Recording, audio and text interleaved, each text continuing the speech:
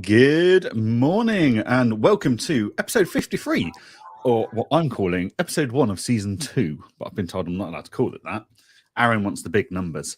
So episode 53 of Ask the Accountant. We are here as ever on a Monday morning at 8:30 to say hello to everybody. If you are tuning in live, why not tune in and stick your comments in the comments boxes on whatever social media platform you are watching us on, because we are on all of them. So, as ever, here today is Mr. Aaron Patrick. Aaron, how are you? You made it home after Friday's debacle. Yes, just. So, what's the weather like your end? We've not had weather watch for a while. What's it doing? You can't really see much, but it's blue skies, cloud. Well, not even much cloud, to be fair. Blue skies and sunshine. Bloody cold, but we've had this for the last 36 hours. Really? So, okay. Yeah. So if I put it that on all our social media channels at the moment in our local area, people are on canoes floating through car parks, just admiring damaged vehicles. that seems to be a trend on ours at the moment. Yeah, we're a little bit sodden down here in the Midlands, so much so that I went to London on Friday to go to QuickBooks. Ask the Expert is back, so I'm very, very excited about that. So you're allowed to say that. Are we allowed to announce that? Yeah. It's official. Cool. It's all official. That's great news that he's come back. Yeah, Ask the Expert is back, and I'm so excited. I couldn't be more happy for that. But during that time there, it was brilliant. We're filming that. Went to go home. My train was cancelled. I thought, oh well, one train. What's the problem with one train? Happens every now and again, right? I'll just jump on the next one. No problem whatsoever. No, every train was cancelled to Derby. Well, every train was cancelled to the Midlands. So yeah, after jumping between multiple trains and final taxi thing there, it basically was our story to Reading in reverse. So yeah, it was fun times on the train. And thing is though, like, it wasn't the train's fault. Like, I can't complain at trains. I can't complain with people. Like, at the end of the day, we're underwater. But there's this big push that they want us to use trains. They want us to use trains more. But every time, I've just had problem after problem after problem with them at the moment. So yeah. It's a tricky one, isn't it? It's a tricky one. Yeah, I mean, my mother-in-law went up to Inverary, which is north of Aberdeen, to see some old friends. She went up Thursday, was meant to come back Saturday, finally got home about 5:30 yesterday. Like, just flooding all over the place, roads closed because of landslips and trees falling down, and yeah. So hopefully none of our listeners are too heavily impacted by any of that. But yeah, so before we go on to all the other stuff we want to talk about, let's talk about QuickBooks Ask the Expert, because that's kind of how you and I met. So that's really exciting. I mean, we've known it's been coming back for a while, but we can now talk about it. So QuickBooks Ask the Expert was a morning podcast, 5 days a week, through video, Facebook, everywhere, back during COVID. It was QuickBooks' immediate response to COVID and to supporting small businesses. They got people like myself and Aaron, Ariona, various others, and then as well as accounting experts, they got non-accounting experts. So like Meryl from who does all the legal stuff. We've got all sorts of marketing people. We had some former winners of The Apprentice on. Like, we had a huge array of people all in there, all sharing insights and advice, explaining the latest news from Downing Street, what those new grants and stuff meant. And it was absolutely fantastic to do that amazing resource and be part of that journey. Everyone just volunteered the time. Some of us were talking about furlong, yes. But yeah, it was just amazing to volunteer our time to a project like that, which we knew was helping so many small businesses. It was multiple award nominated. I want to say winning as well. Yeah. So yeah, it was a very well received. Yeah. So very well received project. After COVID, it got put to bed a bit. They reduced the amount of frequency and stuff, and then it's not really happened for about a year. No. So what's the plan? What's the focus of QuickBooks Ask the Expert going forwards? So the new style of it is in person, which is cool. So again, as you mentioned before, Couldn't do that during COVID. Yeah, exactly. It was purely, literally from our bedrooms, wasn't it? It was, especially that pilot. If you ever go back, you ever look at the pilot episode. Literally, I think I had a load of washings done in the back of one of the shots. So our times have changed. Exactly. But no, it's all in person now, and the idea is that there'll be a rotating guests and rotating hosts, I believe. But we've shot the first 3 episodes, so we come out monthly, and we go and we basically interview. They've definitely, and that they'll be happy to admit this, they've definitely taken some of our cues from We Have Cool Friends. They like that vibe. They wanted that sort of energy and that sort of conversational. So they've kind of taken that as a their own way of looking at it, and then they put their own spin on it, which is cool. So yeah, it's all in person. It's all at QuickBooks HQ. First 3 episodes included Rapinda as episode number 1, so that'll be a nice one to talk about how QuickBooks and what's happened there and everything else that goes forward. Then we had a sole trader that brought in, and then we've got a marketing expert as well that came on board as well. And I won't ruin who those are, we'll leave them as a surprise. But yeah, it was a brilliant day of filming, and I'm really looking forward to go and push that live. Because is that still targeting small businesses, or are they niching it back down to supporting accounting and bookkeeping firms? Trying to be both, trying to be both at the same time. So, yeah, which I'm all up for, and I think it's a nice little one. I think the first 3 episodes will probably be more focused at accountants, episode 1 and 3 will be focused more at accountants, but yeah, it's definitely going to be looking at both of them. So, yeah, I'm just glad that it's back. Kind of felt like it was pilot episodes again, and we were kind of finding the feet and everything else. So yeah, looking forward to where that goes. And it's needed in this industry, right? Like when you can look at what the competitors are doing, they've got their own little shows and stuff. It's cool to see that back, and cool to see that format's making a return. So really, really excited for that to go live. Definitely very happy to see that back, and fond memories of early mornings and sound checks and speed checks and everything else that we used to have to do for the team that were running those. So yeah, that was Harry was there, who was the person doing the actual. Fantastic. Yeah, so it was a nice little full circle of this is where it started. This was the virtual, and it's kind of where we picked up from, isn't it? Where that ended, we picked up with Ask the Accountant. So the reason it's called Ask the Accountant. There's a reason you've introduced it wrong so many times. Yeah. Oh, the amount of times during that I was going, and welcome to Ask the Accountant. Nope. Restart. That'll teach you for moonlighting. I do it on both sides. I'm inconsistent. Don't worry. Brilliant. So yeah, no, really happy to see that back, because that's where we kind of met properly and got the ideas from. So absolutely fantastic. Right, let's go through the comments before we move on to our first topics, or any further topics. So we've got good morning to Paul, good morning Louise, good morning Kirsty, good morning James Tax, good morning Natasha. Cheryl is saying it's foggy in South Yorkshire. Paul has said it certainly helped me during the pandemic with the Ask the Expert. Oh, I nearly did it there. He reckons that's the reason he's becoming addicted to watching us every Monday morning. Okay, I'm not sure you can class Ask the Expert as a gateway to us and an addiction, but okay. And good morning to Paul as well. Of course, throughout the episode, guys, if you are watching live, then stick your comments in and let us know your thoughts on all the topics we're covering. This is going to be the final week for you to put in your suggestions for the new title for this very episode or this very series.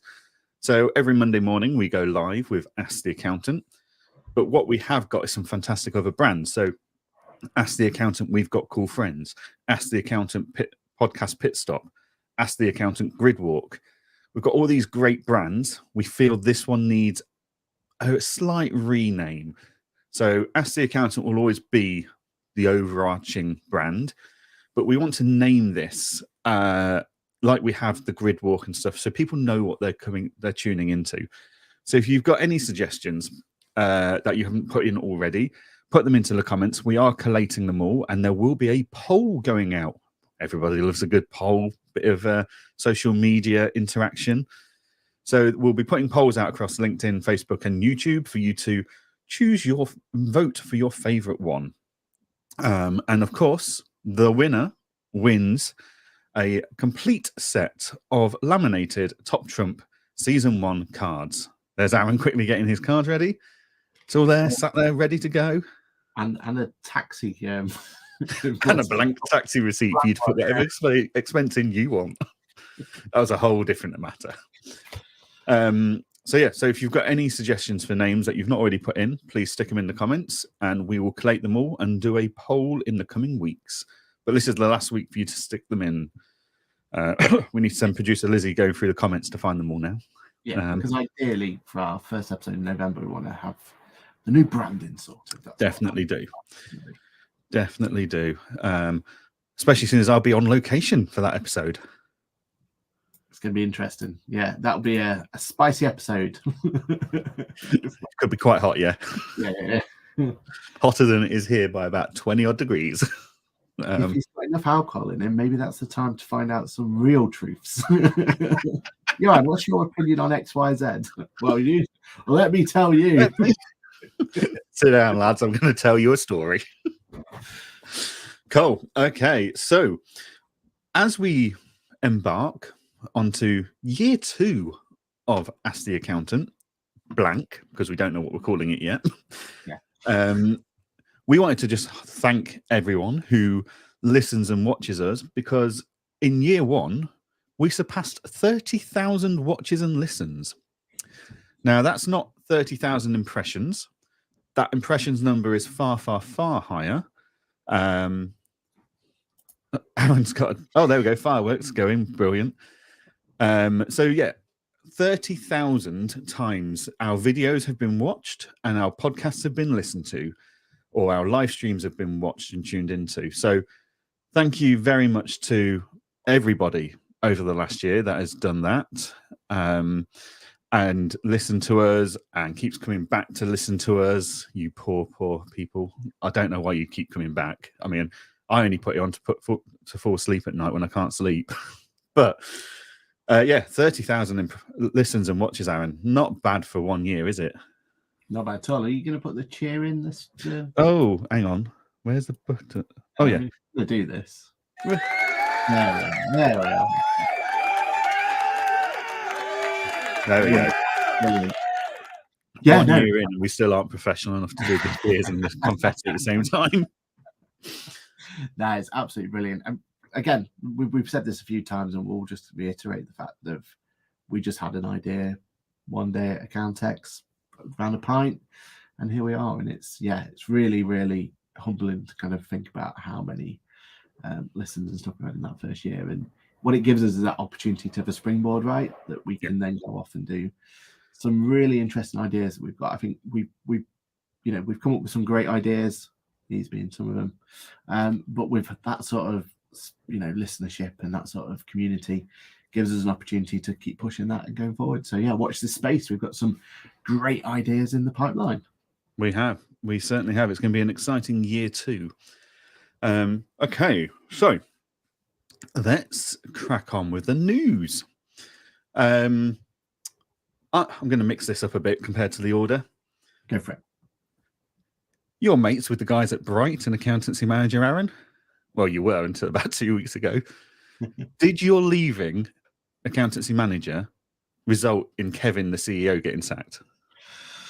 Oh, now there's a thing here. I don't know. I mean, I think we were saying off air, weren't we? The most poignant part about this was how quiet it was. So for anyone that's not seen it, Bright, who've got Bright Pay, BTC, Bright Propose, Bright Company's House, whatever they were calling that, and accountancy manager. I've probably missed something there, but Surf, the bookkeeping tool in Ireland or wherever it is. For those that aren't aware, Bright have replaced their CEO. So Kevin was with Bright. He went from free agent to accountancy manager, and in the acquisition from accountancy manager, he took over as the CEO for Bright. He seems to have just disappeared very, very quickly and quietly. 22 around that time, wasn't it? It was, yeah. It was when we were at Accounting Web, wasn't it? Yeah. Accounting Web 21, 22. It was probably the end of 21, I think. Okay. He got brought in because that was his first event. Was Accounting Web, the first one. Yeah. And yeah, Bright have just announced the appointment of a new CEO. And it's like, well, hang on a minute, what's happened to the last one? No announcement whatsoever about Kevin, whether he's retiring, moving on to projects new, absolutely nothing, which is normally means something's happened or someone's not performing, like in the corporate world. But do we know what the pedigree of the new CEO is like, Aaron? Do we know what this might symbolize? Because normally when you get a new CEO like this, it normally symbolizes maybe a change in direction or a refocus on something. I know their refocus is this new One Bright initiative, I think they're calling it. Basically the one ecosystem to rule them all sort of idea. So I kind of see that maybe, because one of the things I praised Bright for at the very beginning, after the AM, the accounting manager acquisition, was that they were basically pushing a lot of people from accounting manager into higher roles, because accounting manager was their best performing product in terms of kind of external looking out, in terms of, what they were doing and innovations and all that sort of stuff.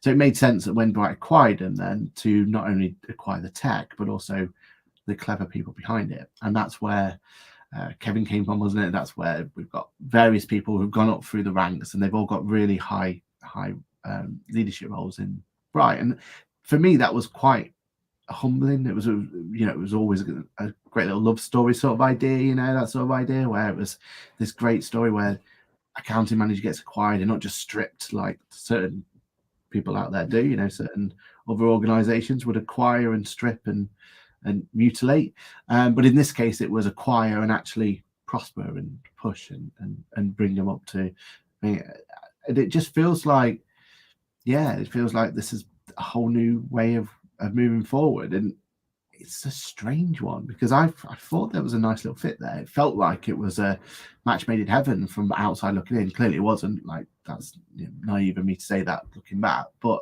it felt like it was all going quite well.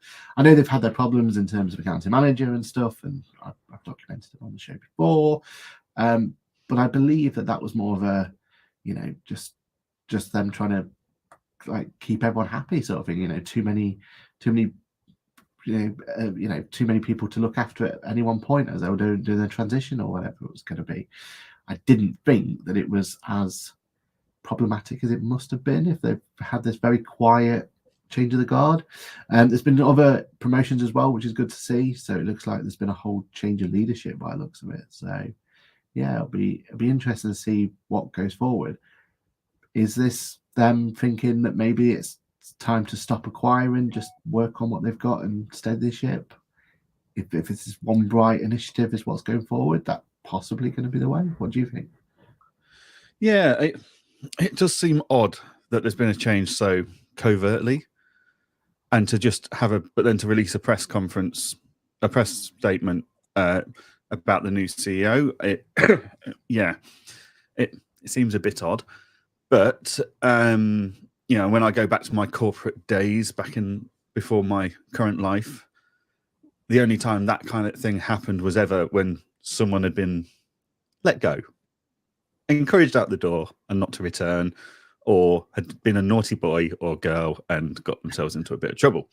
So I can't believe Kevin would have, done anything like that. I do think it's probably a change of strategy, but I don't know how friendly and hospitably it was done. But yeah, as you say, it seems to have reverberated into a few changes of leadership roles. So yeah, it'll be interesting to see what the new focus is from Bright, because as you say, they've got all these options, and we're now, they do need to plug it all into that one product concept. So yeah, maybe this new leadership team is going to be has got more of a skill set to achieve that and to roll that out, which makes sense to then make those changes. I do feel like the only thing they're missing is a proper, as we now have to call it, FMS solution, bookkeeping solution, whatever the phrase is going to be going forward. But they are missing. I know they've got Surf, which is, seems like it's a fantastic product, but it does seem like it's very, well, it's not for the UK market, right? Like, it's not built for that, and I don't know if that's an easy, quick change to move it over. So I wonder, is their new focus going to be more based on that? I mean, the person coming in fairness, I've just done a quick Google, is a very tech focused one, worked with a consulting firm called Micro Focus and worked with Dell and IBM, so he seems to have pedigree in tech, fintech and everything else. So yeah, maybe this is the right, they've kind of acquired, and now it's time to just get that ecosystem up and running. So yeah, I mean, we've seen it, haven't we? Because they've had their Bright Propose, which was internally built from the ground up.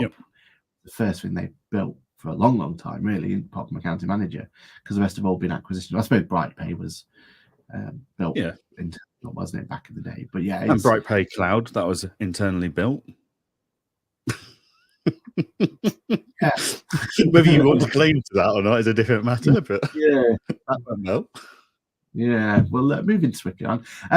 But yeah, I mean, they need it, right? And we've said it before. I feel like Bright have an opportunity, if done right, to be able to take on the likes of Iris and be that full ecosystem. And now QuickBooks went into it with their ecosystem. Like, that's what they want to do, right? They want to become that next big ecosystem for accountants. So yeah, hopefully this is a good move for them. Fingers crossed for them. They definitely need a shot in the arm, don't they? They need something to push them to that next level. Maybe this is the right way for them. Yeah, definitely. So speaking of acquisitions, Comma. Does anyone remember who Comma was? So Comma was a bulk payment platform that just never really got traction in the UK. They couldn't decide on their pricing point or their pricing model for that matter. They couldn't get into do integrations easily with the likes of QuickBooks, Xero, etc. I mean, they were in Employment Hero for a bit, but Employment Hero then basically cancelled them, saying it wasn't working for anybody. Well, for the partnership wasn't working for either side of the partnership. So, but last week it was announced that Comma will be brought to an end as of the 1st of November. Comma is no more. So Comma got acquired earlier this year, I want to say. But they've obviously decided there's nothing. Either they've taken the technology and built it into the acquirer's own tech stack, or they've decided actually there's not much we can do with this. We're just going to shut it down and write it off. So within an hour of this news breaking, I had one of our peers on the LinkedIn messaging saying, "How good's Apron? Can it replace Comma?" It's like, oh, yes, it can. So, anyone that's got Comma or has still got a few clients lagging around on Comma, from the 1st of November, it will be turned off. And if anyone's looking for a solution to replace it, I highly recommend Apron.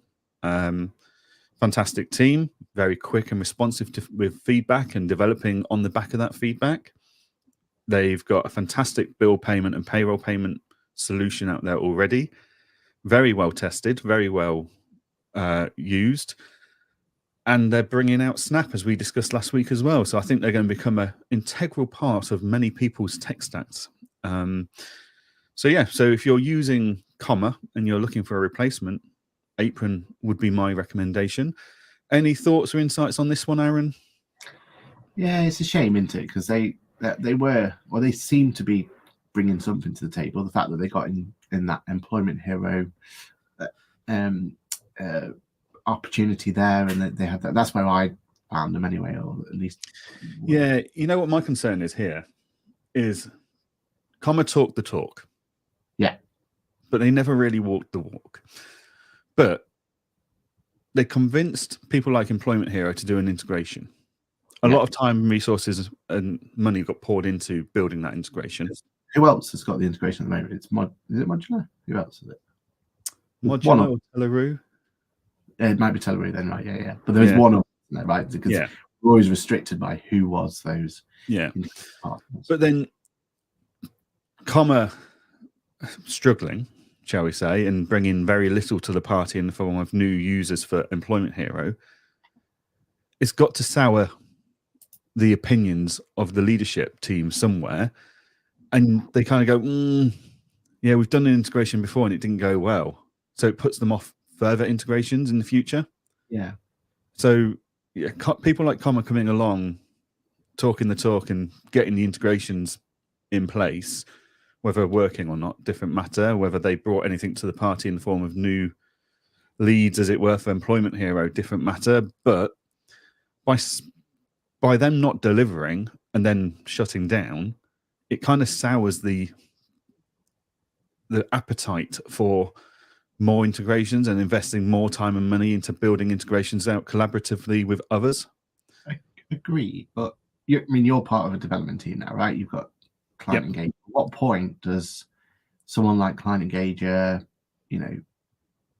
Employment Hero, I know very different budgets here, but at what point do you go, well, instead of doing these bespoke integrations, we look at some sort of public facing SDK like QuickBooks has, with the App Store, like Xero have, and everything else. I mean, they have their own problems, don't get me wrong. I mean, QuickBooks will be the first to say that they've not updated their SDK in a long, long time, which has caused us no end of issues. But when Xero don't relinquish control because you have to apply for certification, and only 25 of your users can use it until they've certified you, which can take up to 3 months. And potentially a revenue split involved in that as well. There's all sorts of there's a whole different issue, right? But at what point do companies go, right, well, like you said, these resources of having to prevent us from releasing XYZ feature because we're going to work with this partner to build up this partnership and go from there. At what point is that tipping point to go, you know what, let's just give some SDKs out, some public APIs out there for an SDK, and let's just push it from there.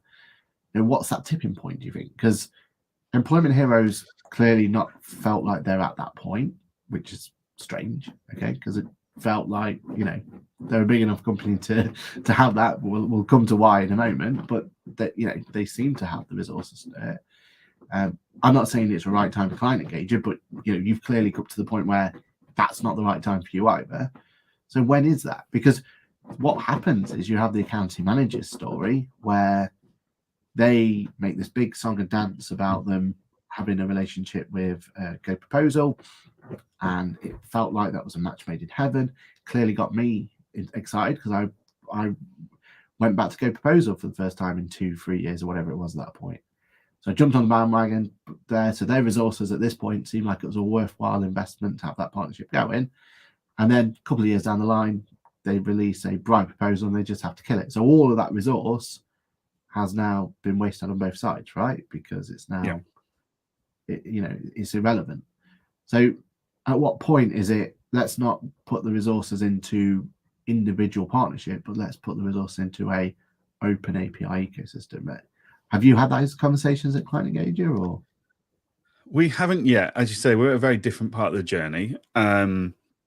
We're still very focused on APIs. Now, we are trying to open doors and talk to people who we want APIs with.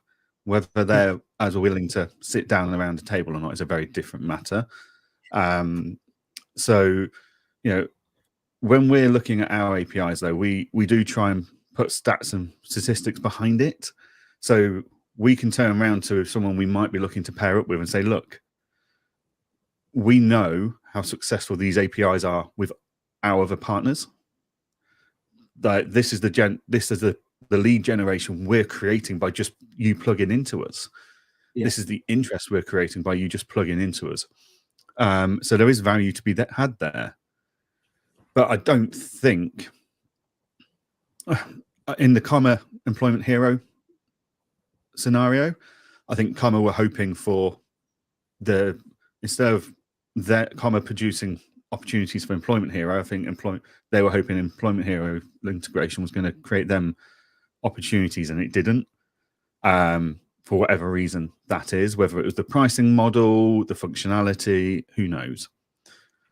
But yeah, it's a tough one, because in theory we could just build out an open API, but to do that you need to be fairly happy that everything we're going to do going forward isn't going to interrupt that API, because at the moment we're doing such fundamental changes to our foundations that it will knock the API out every time and it'll need to be rebuilt. So yeah, it's finding that point in the journey when you're happy to do it. Yeah, you guys are at that part of your progression where actually you need to be really careful of who you partner with, right? You've got to be very, very careful, and there's got to be a mutual benefit for both partners. But I wonder what that tipping point is. Like, again, Employment Hero hasn't reached that one, so Comma spent all this resources and Employment spent resources, and now both of them are burnt, right? Like, I don't expect Employment Hero to jump at the chance to go with, I don't know, we've been pushing for X, Y, and Z to partner with them, right? And that's doesn't seem to be getting anywhere because of my looks at it. It's because of situations like this where they've been burnt in the past. I just wonder what you believe that tipping point must be, where you go, right, well, let's stop burnt and let's just make it open to anyone. Yeah, I think there's a huge amount of investment in resources and financially to build that. And you've got to be confident that it's not going to break your system. But also, it depends on your attitude towards partnerships. Like, do they want to try and monetize that partnership? Because if they do, then they don't want to just have an API. Because if anyone can just plug in them. But it's also, we had a discussion with a software vendor a couple of weeks ago about the journey and the ownership of that journey. And they wanted to be able to power features either themselves or with partners that they had control of that journey, because ultimately their worry was, this is our customer that we're exposing to software XYZ. We want to make sure that it's safe, secure, and meets minimum standards of and expectations of functionality. And I suppose also they're able to support, right? Like, yes, if it's a fundamental piece of functionality and it goes wrong, then the first person that customer is going to go isn't going to be XYZ the partners with. It's going to be the software they're currently using, right? Yeah, exactly. So there's a brand reputational issue there. There's a trust issue there. So yeah, it is very convoluted. It's not a black and white yes, no. And I can also, when you look at it like that, you can understand why softwares are not overly keen to have APIs at times. This leads into a conversation you and I have been having for months, and we've spoke about on this podcast for months, and Accounting Web have been covering in the last couple of weeks of the lack of integrations between different softwares. It's not just a plug and go. It's if that goes wrong, what's the reputational damage? What's the functional damage to the other softwares? So yeah, it's a very fine balancing act. I don't know the answer to it at the moment. Yeah, it'll be interesting, won't it? If this, because Comma's like, that story's been and gone, but it's what else happens. I think that's the overriding conversation, isn't it? It's what happens now. Is this why people haven't jumped? Like we've already shouted about them already. Apron is one we push and push, but doesn't seem to be any major integrations at the moment. Now, either that's because they internally don't want the integrations, they're not been actively pushing for them, or because people are a bit scared of, well, do we put an investment into a new startup that might not be here in X amount of time? We don't believe that with April one bit, but that could be part and parcel of the conversation, right? Of, well, do we want another comma on our hands? And that it's got to be a net, isn't it? I suppose my overriding message to these software providers that are being burnt, for want of a better term, is don't close your doors because of one problem. Yeah. But review your internal processes and review how you assess who you will and won't work with. Improve and make that more, strengthen that process by all means, but don't just close your doors just because one has gone wrong. But yeah, it's a shame that, Comma, because I think you and I looked at Comma back in 21, 22, like they talk the talk, but they just never seem to get anywhere. Yeah. And I would, from a software developer's point of view, I'd want to see results before I did an integration. So yeah, interesting one. Definitely interesting. I think Comma were just too focused on investment and an acquisition in the long run. That they were trying to look good to a board of venture investors and stuff, and I don't know that it went overly well. Just before we move on, like with this, I feel like it's a pain point us accountants have had for long enough, right? It is a painful part of a service we've always wanted to offer, right? Like it makes sense if we could offer it, and there's so many barriers to entry for us to help our clients make payments, and especially to employees. It's a huge area, right? A huge pain point. I wonder why, though, there's been so many opportunities to have these integrations. Why, the likes of, if you go through all of them, Brightpay, Sage, all of them, like Sage Pay and they just, there's a reluctance for this. Do you think, and this is tinfoil hat time, do you think a lot of them are going, let's not spend this time in investing in integrations? They seem to have a model that works, so let's replicate that model. Yeah, I think there's a certain degree of it is, can we do it ourselves? Yeah. Like, we're integrating into them. Like, at Client Engager, we're very clear that we don't want to be building out our own AML processes. Like, not when you've got someone like Zama who is completely smashing it at the moment.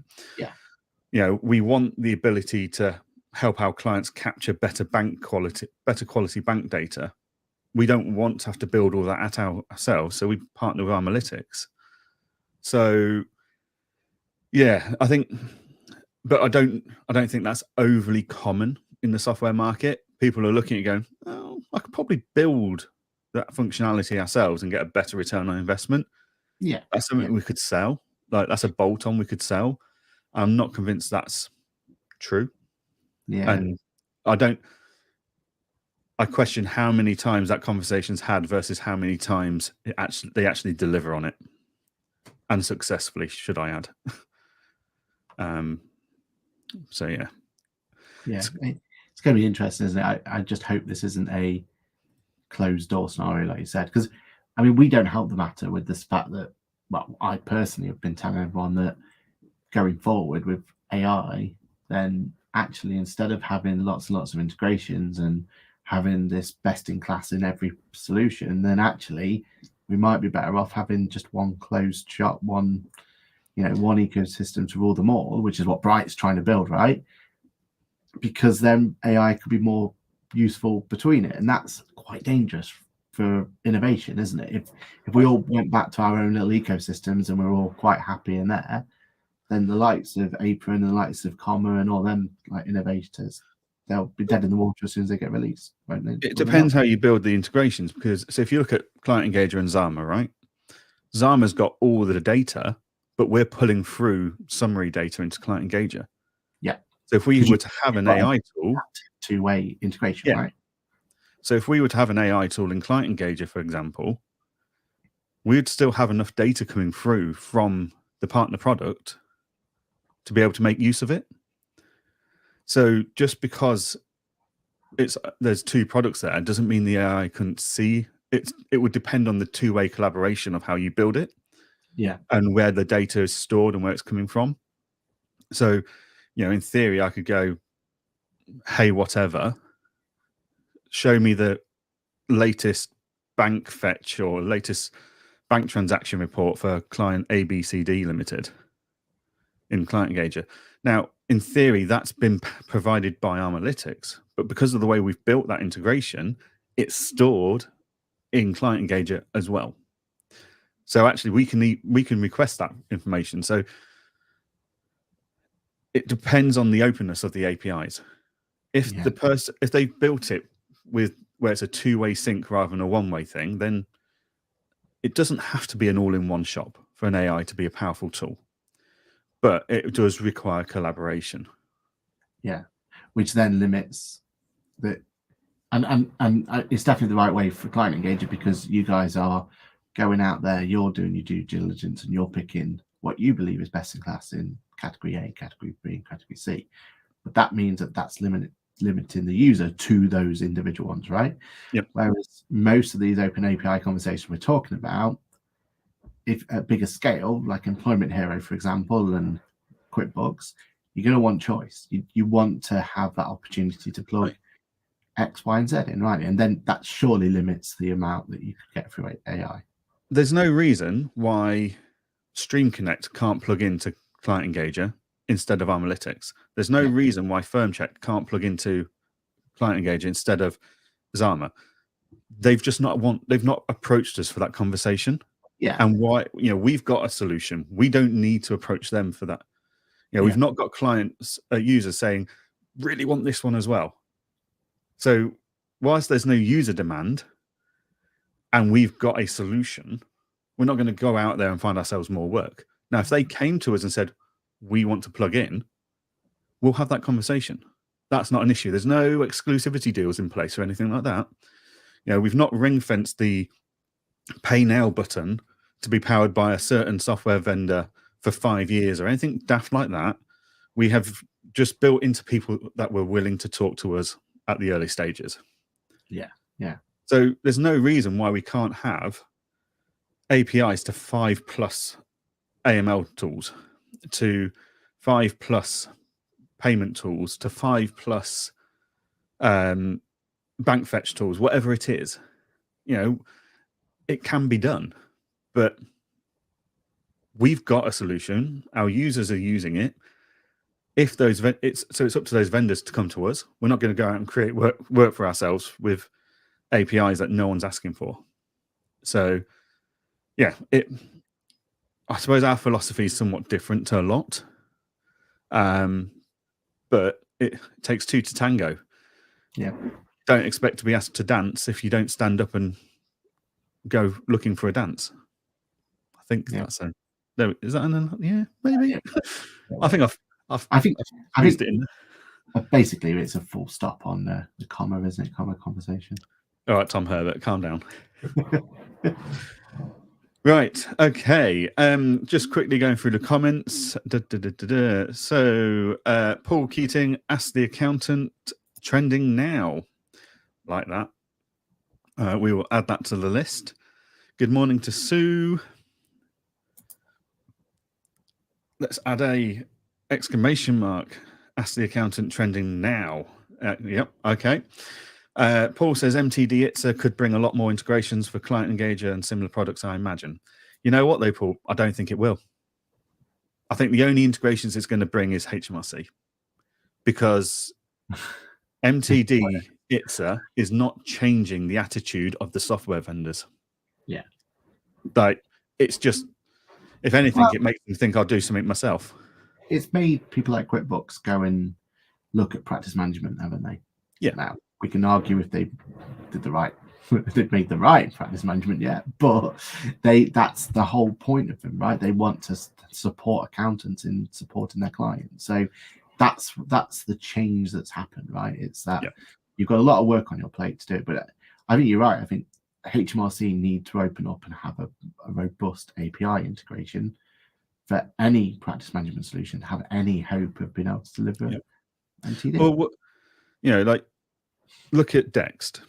In theory, they could have built out more links to more bookkeeping providers, FMS systems, because of MTD ITSA. They built their own MTD ITSA thing, solution, a strong word, solution, but they brought their own tool. Even the word tools implies it's useful.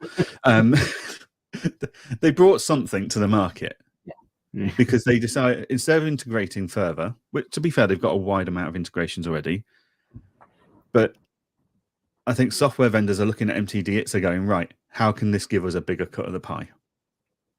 And it's not through APIs and integrations, in their opinions. So, yeah, I'm not convinced MTD ITSA is going to bring in any further integrations at all, if I'm honest, because, you know, a practice management, yeah, we'll link to MTD ITSA, HMRC, and do all of that, but it's not a high barrier to entry. Just that means, you know, like if TaxCalc or KPM or anyone else decide we need that HMRC information, we best go, how are we going to get it? They're not going to go, oh, we'll get it through Client Engage or Accountancy Manager, who have already got the links. They'll go, right, we'll link to HMRC ourselves. Yeah. Like, yeah, I don't think it's creating any barrier to entry whatsoever. So I don't think it's going to create any further integrations necessarily that are directly responsible because of MTD ITSA. And arguably, why hasn't these integrations already been there for? We're talking about MTD ITSA, but MTD BAT should already be in that solution, right? Yeah, and that's what we should be pushing for. Why isn't it an easy API that any accounting, practice management solution can figure out if you've got an overdue VAT return or not? Technically, it is. No one's just no one's done it. Okay, fair enough. But like, there's an MTD. It's a MTD VAT API for agent authorization, etc. It's already there. No one's plugged into it. But watch this space, because Client Engage is about to plug into it next month. So, but in theory, though, like, again, one of your biggest USPs is that idea that you can't complete a task if you filed a set of accounts unless the company's house tell you have, right? Like, that's been since day one. But why is that not available through HMRC? Because of HMRC. That's the problem. Yeah, that's just not. But then why would HMRC be inclined to have that feature in their API when no other practice management uses the company's house one like we do? True. Like, if that was such a cool feature, then every practice management software would have that feature. Yeah. So, anyway, moving on. Otherwise, this could go downhill pretty rapidly. You said we're not going to cover our topics. Yeah, I know, right? Employment Hero have just been valued at £2 billion in their latest raising of, so it's round F raising, £2 billion. So Employment Hero have just successfully closed their round F fundraising, and they have raised £263 million. Not a bad little piggy bank to run a business off, is it?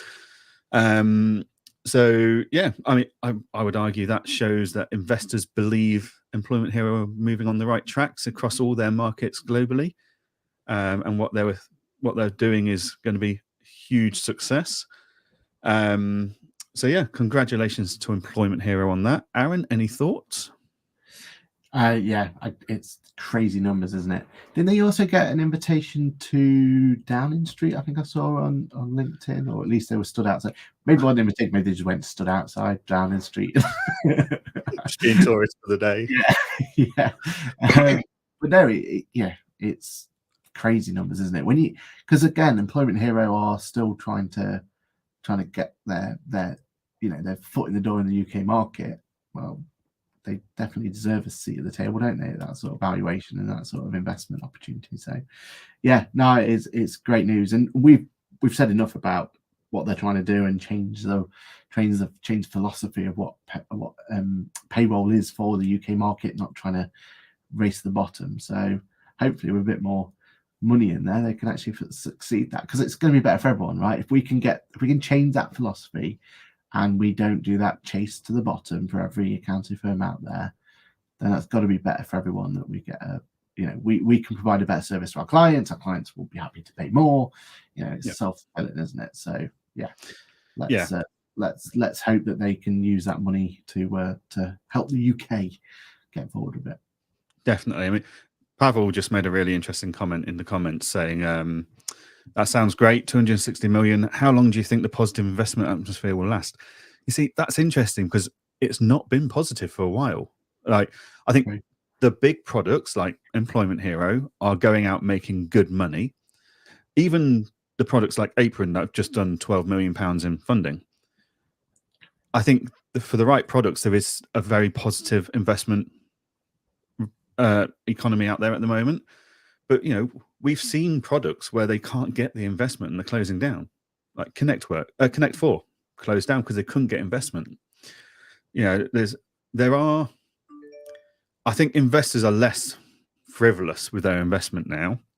And just because you've got software in your title somewhere or your description doesn't guarantee the investment like it used to, without really strict due diligence. I mean, Apron asked me to speak to some of their potential investors so they could get a customer's view on it. And the questions they were asking were pretty intense. Like it wasn't like the, just airy-fairy stuff. It was really down to the client pain point and how much is it relieving that pain point, et cetera, et cetera. So, it's for the right softwares, there is still a positive investment world out there. But every software who's going for investment is having to work harder to justify and prove that they're going to get a return on that investment for the investors. Sage's Chris Downing has said Sage has got a service called VAT Center that's free of charge to all accountants. Pulls through all the information from MTD VAT at HMRC and surfaces it in a dashboard for each client, no matter which bookkeeping tool they use for Excel spreadsheets for filing the VAT. So, Sage's approach here has been fantastic. Like, I own a couple of different Xero firm licenses at the moment. I can only log in and see VAT returns or even the VAT 100 report in one of those. I have to have a different email address linked to each account to be able to see the VAT 100 because I'm already agent somewhere else. QuickBooks, I don't have that issue, but I don't also have that central screen of all my clients. No. So I'd say Xero have got it completely wrong, which doesn't surprise me. QuickBooks is almost there that any of my team can log in and see stuff. That's not an issue. Even if you're on different practice, even if you're on different QuickBooks online accounting licenses, that's not an issue, which Xero can't seem to work out. But then you've got someone like Sage who's come along and go, cool, we'll just surface all this information tied into your agent account with HMRC, regardless of where they are. And I think all softwares need to be starting to move towards a more, if we've got the information, we're going to display it for you, regardless of where you're filing it. Well done, Sage. It's definitely thank you, Chris, for your weekly Sage advertising post. It's definitely don't worry, Chris. We love you. We were more than happy for you to promote the benefits of Sage. I don't think we know it well enough to be able to shout about it. So it's great that he's here championing it. True. But the only one caveat I would say is that's on paper is a great solution, but really needs to be in some sort of practice management solution. That's the only thing, isn't it? When there's another place for accountants to go to get that data. That's the one thing we're fighting at the moment. We've got all these different data points all over the place. Blah, blah, blah, blah.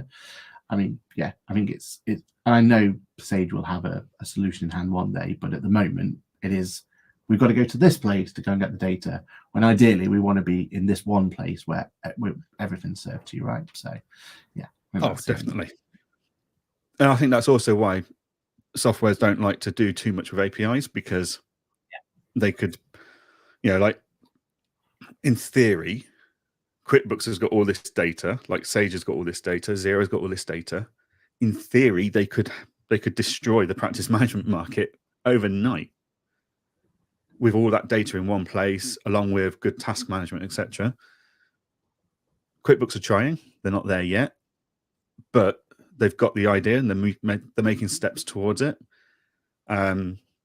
With all the different channels of data Sage have got, it'll be interesting to see what they do with practice management, if anything, or how they go about it. Because, yeah, when you've already got all these cool features, like Chris keeps telling us about all these different features, if you can pull them all into one place, alongside GoProposal's AML tool, Sage bookkeeping, accounts, payroll, like in theory, ecosystem. What you're looking for is just that linchpin now. Yeah. So yeah. But yeah. Right. Okay. I'm conscious we've got 2 minutes left. Did we have anything else we want to cover? Aaron, we were on the road last week. We were. In the middle of nowhere. Chelmsford Racecourse is not it's not a central location, shall we say. But yeah, we had a great day out at QuickBooks Roadshow Chelmsford last week. Another really well attended event. Great venue. Once you'd walked underneath the racetrack to get to it, which was interesting. I'd never walked under a racetrack before.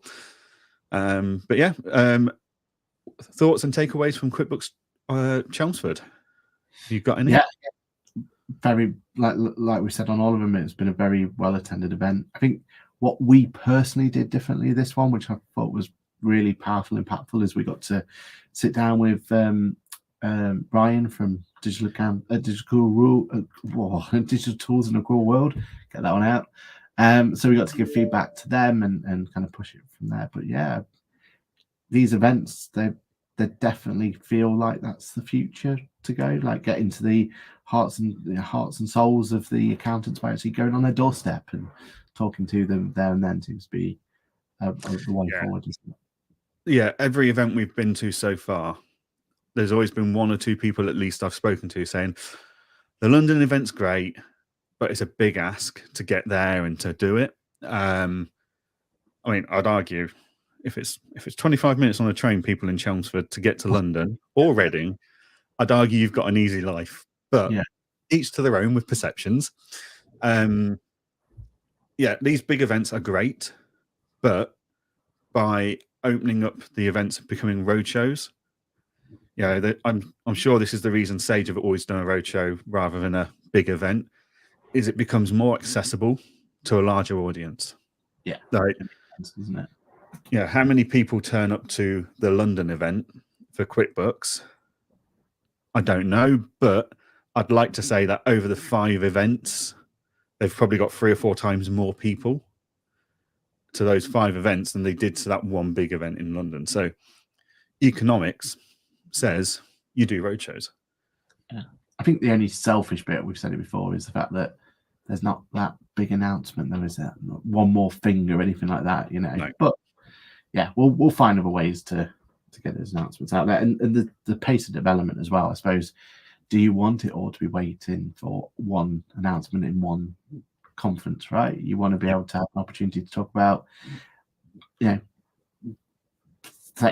release number 85 of the year or whatever we're going to have. So yeah, no, I think it's working well, and yeah, can't wait for the next one's Leeds, isn't it, next week? Leeds next week, yeah, my final one of the roadshow before I jet off to Cyprus for 2 weeks. But yeah, no, I'm looking forward to Leeds. I did a trial mini thing at Leeds last year, which was great. It was a really good, I think we're in the same venue again, actually, but really good venue, really good facilities. So yeah, I'm looking forward to that one next week as my final one before disappearing on holiday for 2 weeks. But and then you've got Brighton after that, which is the rescheduled one due to train strikes a few weeks ago. Yeah.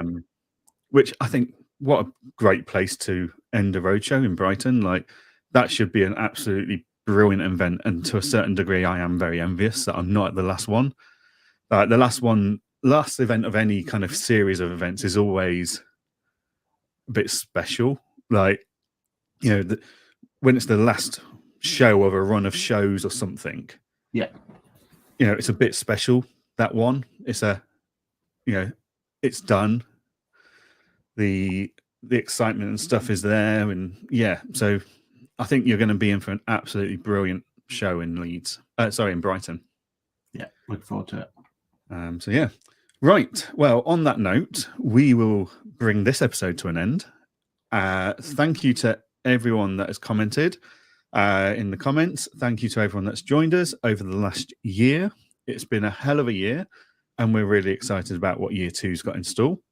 So, as always, if you want to join us live, if you're listening back to this or watching back on this, join us live at 8:30 every Monday morning. We're on LinkedIn, YouTube, Facebook, you name it. We're probably there with our cluster bombing effect on social medias that we do. And if you're listening back to us and you've got any thoughts or anything, stick them in the comments and we will come back to you. You never know. We might even mention you next week. Did hear. So even though she wasn't listening this time, she still had to come in and get that little comment in. So thanks for that, Kirsty. Even though she's got FOMO. Yep. Brilliant. Okay. So, Aaron, what have you got on this week?